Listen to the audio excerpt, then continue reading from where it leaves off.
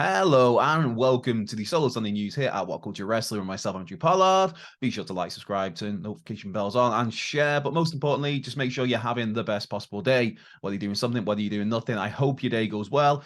And if it's not going so well, I hope things turn around quickly. But we have a smidge of wrestling news today. There is, firstly, there's a WWE star, a top star, who wants to compete twice at WrestleMania 39 next weekend.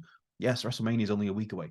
There's a couple of injury updates where it pertains to AEW, and there's also some new information on WWE's approach to premium live events, or pay-per-views, as I still like to call them, because premium live events just sounds absolutely daft. But in terms of that first story, the WWE star who wants to compete twice at WrestleMania is Becky Lynch. Now, this was during an appearance on the Tommy Tiernan show via Fightful, where Becky, as she put it here, I'm going in on that first night in a 6-woman match, and then because I'm tag team champion, I'm hoping that I will be defending that title on the second night. So, Becky 2 fights, they'll call me. I don't know, they might. Yes, as alluded to there, Becky Lynch currently is scheduled for a 6-woman match on the first night of WrestleMania 39, where she'll be teaming with Trish Stratus and Lita to take on Damage Control. Now, it was previously rumored that we may be seeing those tag titles defended on the second night of WrestleMania. But as it stands, as of this writing, that isn't a thing. It could become a thing because plans change, pal, and there's a week away from WrestleMania 39, so something could happen in the meantime to set up a tag team title defense. And if I'm thinking correctly, the women's tag team titles are the only main roster belts that aren't being defended at WrestleMania 39 as of right now. You've got, of course, the undisputed WWE Universal Championship with Roman Reigns defending against Cody. You've got the SmackDown Women's Championship, where it's Charlotte Flair defending against Rhea Ripley. You've got the Raw Women's Championship, where it's Bianca Belair.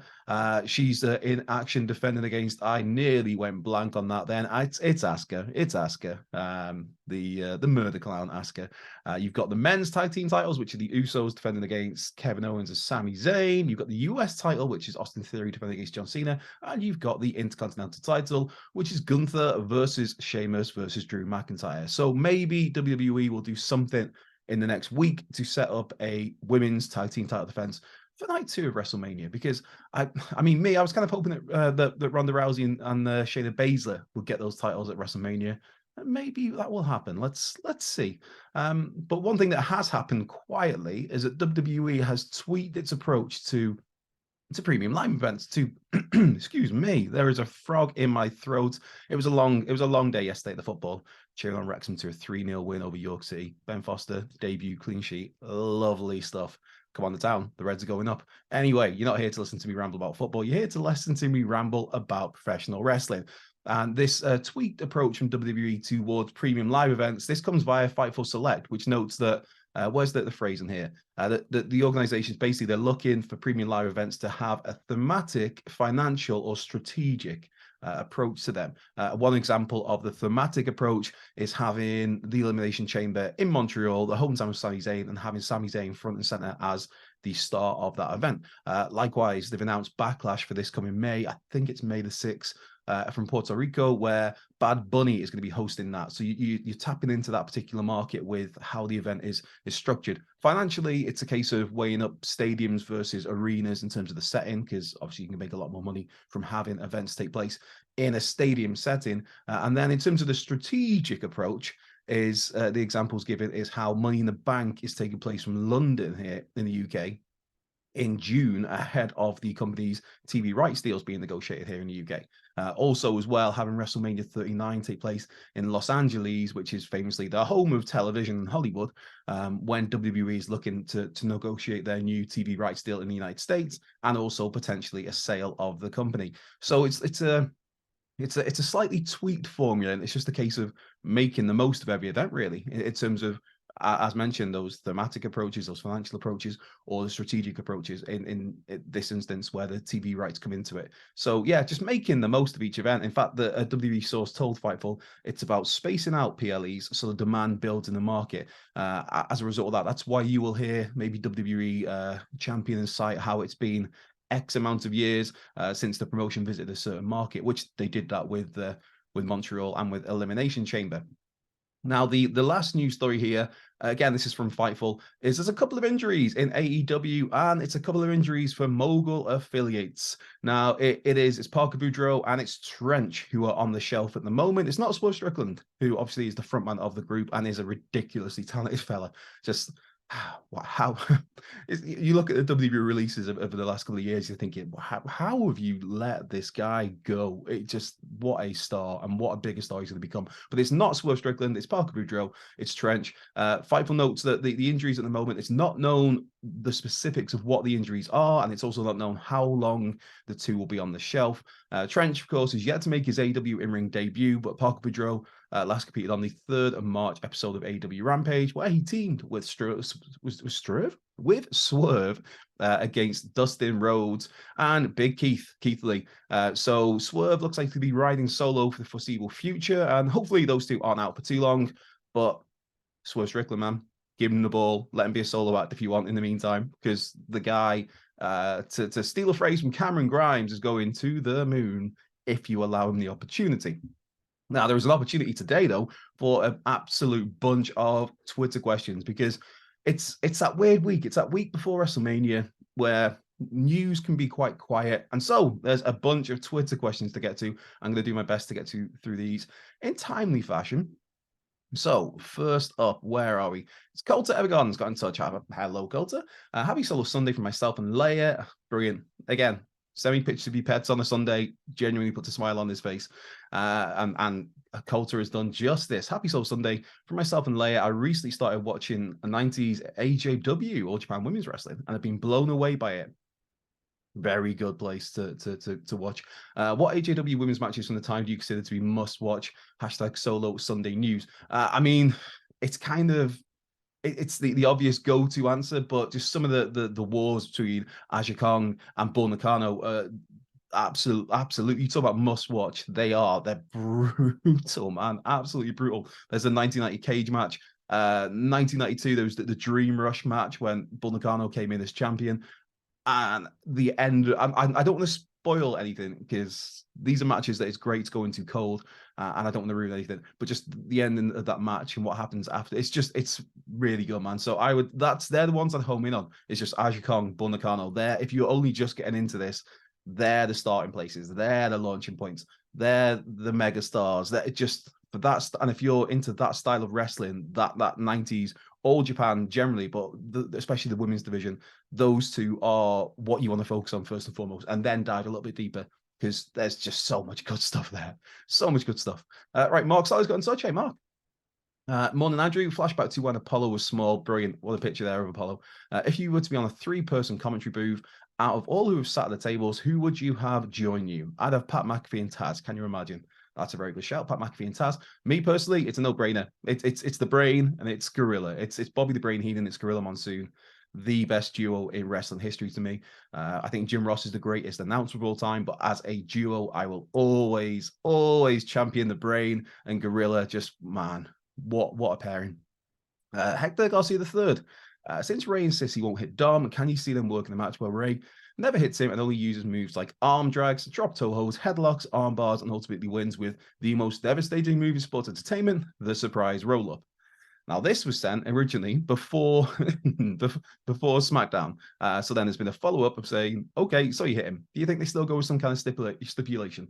I don't think a stipulation as such. I mean, the only stipulation I could see being put on it is maybe it's a retirement match where if Ray loses, he loses his career. There were rumblings last week that Ray had talks with Triple H about retiring at WrestleMania 39. Now, it seems the way those reports were phrased, it seems like that's been decided against. But that's the only stipulation I could really see beyond that. And maybe the mask's on the line. I don't know where. So I think that whenever Ray does call time on his career, I think that maybe there's a passing of the mask, maybe not necessarily for Dom to wear, but just for the moment sort of thing to that literally. So you see the passing of the proverbial torch. So I don't know. Maybe that's a stipulation I could possibly. But again, you want to hype that up more than a week away from WrestleMania, so probably not. Kirk Cooper's got in touch. Hey, Kirk. With Lashley and LA Knight seemingly relegated to the Andre Battle Royal, do you see them facing each other at Mania as a result of both winning the Battle Royal, a la Rock and The Big Show? Oof. That brings back bad memories. That's back to 2000. That's back to WrestleMania 2000, which was not the best of WrestleManias, and that main event, not the best of main events. But I could maybe see that. I think LA Knight, you have to do something with him at WrestleMania. The groundswell support behind him recently, the fan reactions to him, not necessarily even support, but just the reactions. That's the most important thing. You have to have him on WrestleMania, and the fact that he's talked about WrestleMania needs its LA moment, yeah. Then to me, he's not saying those sort of things unless he's going to be featured at WrestleMania. Likewise, Bobby Lashley, you can't have WrestleMania without Bobby Lashley right now. The way he's been used in the last couple of years has been brilliant. It's what we've all wanted to see from Bobby Lashley. He's a beast. He's a monster. He's a powerhouse. He's now a two-time world champion in WWE. He's got a win over Brock Lesnar. You can't not, just because Bray Wyatt might not be cleared to compete against Bobby, you can't not have Bobby on the card. And again, reports in the week suggested that Bobby Lashley is very much factored in for WrestleMania, and as a backup, it could be Bobby Lashley and LA Knight. I mean, having them both joint win the Andre Battle Royal, that'd be one way to get there. But I just think, I don't know. I think you could just literally just have LA Knight just walks out to the ring with a microphone and just talks trash and calls out Bobby Lashley at WrestleMania. That you could literally do that on one of the days of WrestleMania. Nothing more needed because of the guy's charisma, star power. There's a couple of ways to get to that match. I'm intrigued to see how they go.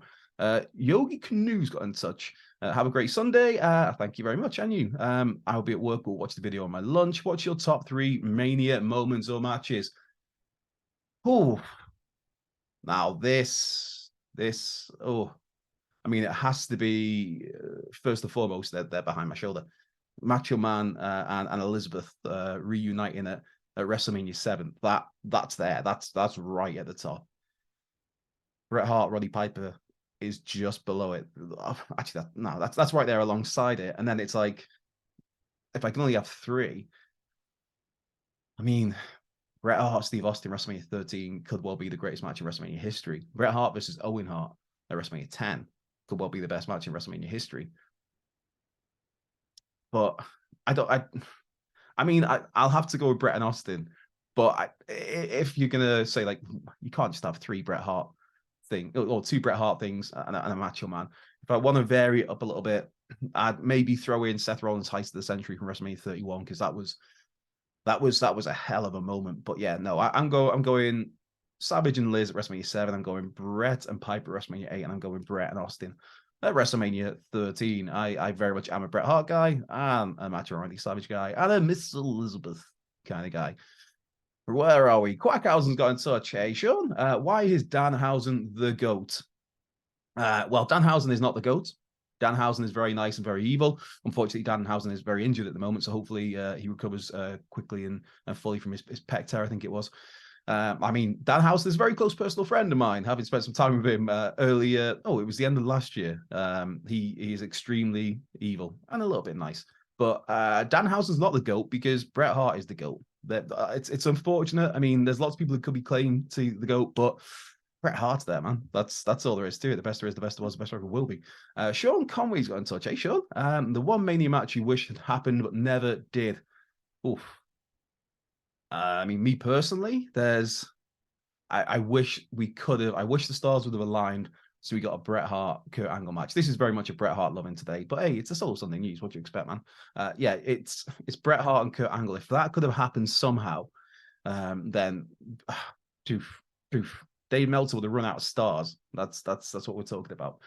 But I mean, in terms of realistically, because that wasn't possible just to where people were at those sort of times.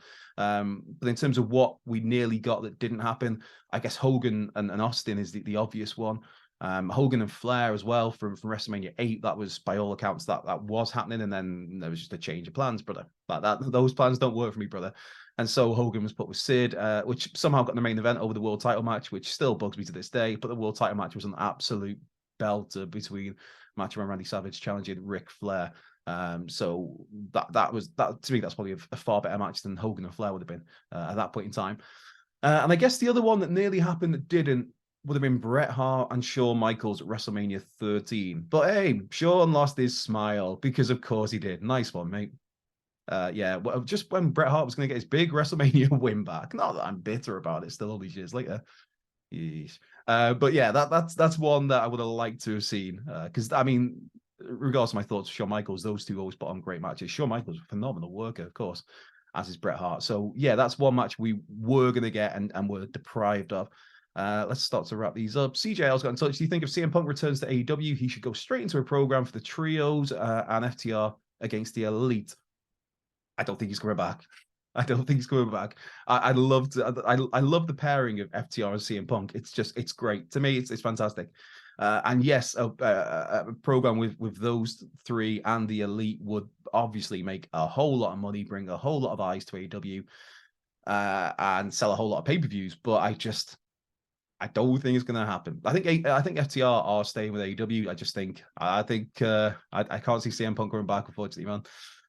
Mark Smith, it's got such. Hey, Mark, who should win at Mania, Dominic or Rey Mysterio? For me, it should be Dom, and then Rey has some time off before winning the rematch at SummerSlam. Have the best day, brother. And you, Mark, you have a good day, my friend. I think Dom needs to win this. I